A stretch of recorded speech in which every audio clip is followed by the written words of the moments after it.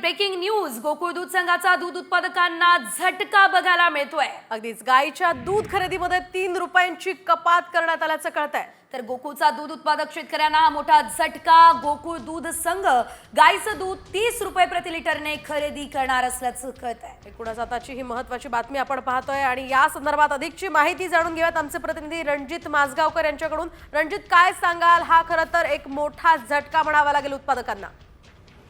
विधानसभेची निवडणूक होताच गोकुळनं हा पश्चिम महाराष्ट्रातल्या शेतकऱ्यांना एक मोठा झटका दिलेला आहे। कारण जिथं 33 रुपये खरेदी गाई दुधाची होती तिथं आता 30 रुपये केल्याने शेतकऱ्यांचं 3 रुपयाने पुन्हा एकदा नुकसान होणार आहे।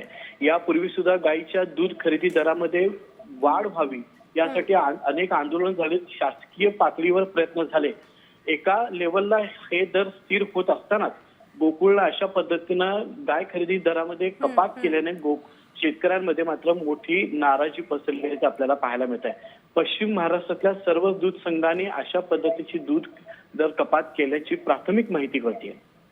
निश्चितच धन्यवाद तुम्ही दिलेल्या सर्व सविस्तर अपडेट्ससाठी। मात्र आपण बघतोय निवडणूक संपताच दूध उत्पादकांना अतिशय मोठा झटका देण्यात आलेला आहे। निवडणुकांआधी सुद्धा दुधाचा मुद्दा हा मोठ्या प्रमाणात गाजलेला होता, आंदोलनं झालेली होती आणि आता निकाल लागल्यानंतर लगेचच उत्पादकांना हा मोठा झटका।